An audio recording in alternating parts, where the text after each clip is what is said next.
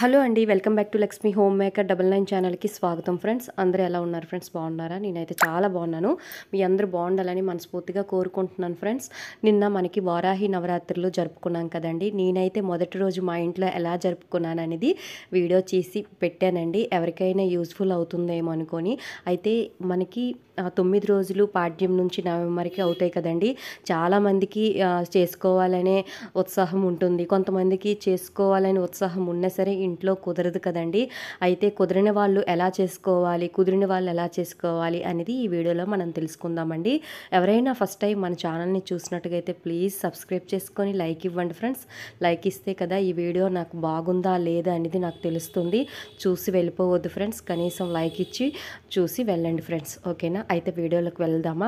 అయితే ముందుగా మనం వారాహి నవరాత్రులు స్టార్ట్ చేసుకుంటామని ముందే సంకల్పం చెప్పుకోవాలి. మార్నింగ్ మనం తలారా స్నానం చేసి ఇల్లు గుమ్మల్లో చక్కగా మనం తడిగుడ్డ పెట్టుకోవాలండి. 9 రోజులు పూజ చేసుకునేటప్పుడు రోజువారీ తడిగుడ్డ పెట్టుకోవాలండి. ఓకేనా? తడిగుడ్డ పెట్టుకొని రోజు తలస్నానం చేయవసరం లేదండి. మొదటి రోజు కాబట్టి చేసుకొని మధ్యలో మనం శుక్రవారాలు శనివారాలు ఇలా చేసుకొని మామూలు స్నానం చేసుకుంటే సరిపోతుందండి. అయితే ముఖ్యంగా బ్రహ్మచార్యం అయితే పాటించాలి. 9 రోజులు చేసినా, ఒక్కరోజు చేసినా, 3 రోజులు చేసినా మీ ఇష్టం అండి. బ్రహ్మచర్యం చాలా ఇంపార్టెంట్ అండి. ఆ తర్వాత మనము ఇంట్లో మాంసాహారము, మద్యపానం ఇలాంటివి ఏమీ తీసుకోకూడదు. అలాగే పిల్లలకి కొట్టడం కానీ, గదమడం కానీ ఇలాంటివి ఏమీ కోపంగా ఉండకూడదండి. 9 రోజులు చాలా శాంతంగా ఉండాలి ఫ్రెండ్స్. ఓకేనా? ఆ తర్వాత గోళ్ళు కత్తిరించడం కానీ, హెయిర్ కత్తిరించడం కానీ ఇలాంటివి ఏమీ చేయొద్దు ఫ్రెండ్స్. ఓకేనా? అయితే ముఖ్యంగా బయట ఫుడ్ అస్సలు తినొద్దు. సాత్విక ఆహారం తీసుకోవాలి. అంటే వెజ్ తీసుకోవాలండి. అంటే మార్నింగ్ బ్రేక్ఫాస్ట్ తీసుకొని ఆ ఉపవాసం ఏమీ అవసరం లేదండి ఈ అమ్మవారి పూజలకి. అంటే మార్నింగ్ బ్రేక్ఫాస్ట్ కొంచెం లైట్గా తీసుకొని మధ్యాహ్నం ఫుల్గా తిని సాయంత్రం పూజ చేసుకుంటాం కదండి. సాయంత్రం అమ్మవారి దగ్గర ప్రసాదాలు పెడతాం కదా, అవే మనం తీసుకుంటే సరిపోతుంది. ఓకేనా? ఫ్రూట్స్, పాలు ఇలాంటివి సాయంత్రం మనం పూజ అయిన తర్వాత తీసుకుంటే సరిపోతుందండి. అయితే ముఖ్యంగా పూజ ఎలా చేసుకోవాలి? పెద్ద ఆడంబరంగా చేయవసరం లేదండి. భక్తి ముఖ్యమండి, ఆడంబరం ముఖ్యం కాదు. ఒక పీఠం పెట్టేటప్పుడు మాత్రం కంపల్సరిగా కొంచెం నియమాలు అయితే పాటించాలి. పీఠం పెట్టకుండా కొంతమంది నిత్య దీపారాధనతో పాటు అమ్మవారికి కొలుస్తూ ఉంటారు కదండి. అలాంటి వాళ్ళు బ్రహ్మచర్యం పాటించి మాంసాహారం ఇంట్లో వండకపోతే సరిపోతుంది. పీఠం పెట్టిన వాళ్ళకి కొంచెం ఎక్స్ట్రా పని అయితే ఉంటుంది. రోజువారీ పీఠం దగ్గర క్లీన్ చేసుకోవాలి, ఇల్లు అంటే పీఠం దగ్గర ఒత్తుకోవాలి, ముగ్గు పెట్టుకోవాలి. ఆ తర్వాత అమ్మవారికి 2 పూటలు అష్టోత్తరాలు చదువుకోవాలండి. మీకు కుదిరితే 2 పూటలు అంటే ఏంటి లలిత సహస్రనామం చదువుకోవాలండి. మీకు మార్నింగ్ కుదరకపోతే ఈవినింగ్ అయినా లలిత సహస్రనామం చదువుకోండి. చాలా చాలా మంచిదండి. ఇక్కడైతే నేను పూజ అయితే చాలా సింపుల్గా చేసుకున్నానండి. అమ్మవారికి ఎరుపు వర్ణం అంటే చాలా ఇష్టం కదా, నేను కూడా ఎరుపు బట్టలు వేసుకున్నాను మొదటి రోజు.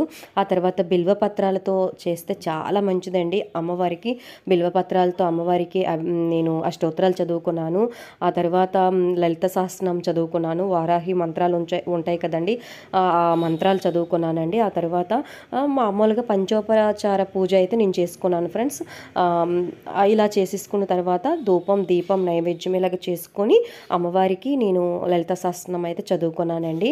అయితే ఇంటల్లిపాది మనం పానకం పెడతాం కదండి, అమ్మవారికి ముఖ్యంగా నైవేద్యాల్లో రోజువారీ ఏదో ఒక నైవేద్యం పెట్టినే పానకం మాత్రం కంపల్సరిగా పెట్టాలి. అమ్మవారికి పానకం అంటే చాలా ఇష్టం. పానకం పెట్టిన తర్వాత ఇంటల్లిపాది తీర్థంగా తీసుకోవాలి ఫ్రెండ్స్. ఓకేనా? ఇది అస్సలు మర్చిపోవద్దు ఫ్రెండ్స్. చాలా మంచిది. ముఖ్యంగా ఈ పూజలు చేయడం వల్ల ఇంట్లో ఆర్థిక ఇబ్బందులు ఉండవండి, శత్రు బాధలు ఉండవు.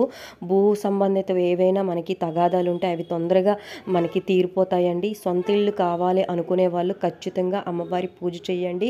కోరిక అయితే కంపల్సరిగా నెరవేరుతుంది ఫ్రెండ్స్. ఓకేనా? అయితే ధూపం మాత్రము ఇవ్వండి. ఇంటి మొత్తం ధూపం ఇవ్వండి. అమ్మవారికి కూడా సాంబ్రాణి వెయ్యండి ఫ్రెండ్స్. ఓకేనా? ఈరోజు నేను మొదటి రోజు పూజ అయితే ఇలా చేసుకున్నాను ఫ్రెండ్స్. ఇంకేదైనా మీకు డౌట్ ఉంటే కింద నాకు కామెంట్ బాక్స్లో నాకు పోస్ట్ చేయండి. అమ్మవారికి పెద్ద ఆడంబరం ఏమి చేయొద్దండి, భక్తి ముఖ్యమండి. అయితే అమ్మవారికి దానిమ్మ పండు అంటే చాలా ఇష్టము. దానిమ్మ పండు అయితే తెచ్చుకోండి. 9 రోజులు దానిమ్మ పండు పెట్టుకోండి. ఆ తర్వాత పానకం, వడపప్పు, ఆ తర్వాత నైవేద్యాలు అయితే మీరు పెట్టుకోండి ఫ్రెండ్స్. పులిహోర పెట్టుకోవచ్చు, దద్దోజనం, తర్వాత పాయసన్నం ఏదైనా అమ్మవారికి మీ శక్తి కొలది పెట్టుకోండి ఫ్రెండ్స్. వీలైతే పెట్టుకోండి. ఈ 9 రోజులు మనము చాలా నిష్టగా ఉండాలి. ఎవరిని దూషించకూడదు, ఎవరింటికి వెళ్ళకూడదు. మన ఇంట్లో మన పని అయిపోయిన తర్వాత అమ్మవారి నామస్మరణం చేసుకుంటూ ఉండాలి.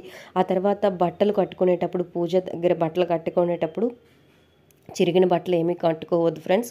కొంచెం ఉతికిన బట్టలు, అంటే ఈరోజు మనం శారీ కట్టుకున్నాం కదా, రేపు కూడా మంచి శారీ అయితే కట్టుకోవాలి. ఓకేనా? మనం కూడా నిండుగా అలంకరణ చేసుకోవాలి ఫ్రెండ్స్.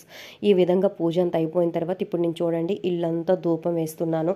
సాంబ్రాణి వేస్తే ఇంకా మంచిదండి. నా దగ్గర సాంబ్రాణి లేదు, మామూలు ధూప్ టిక్స్ అయితే వేసేసుకుంటున్నాను. సాంబ్రాణి అంటే బొగ్గులు అయితే దొరకలేదు ఫ్రెండ్స్ నాకు, అందుకోసమే ఇలా వేసుకున్నాను ఫ్రెండ్స్.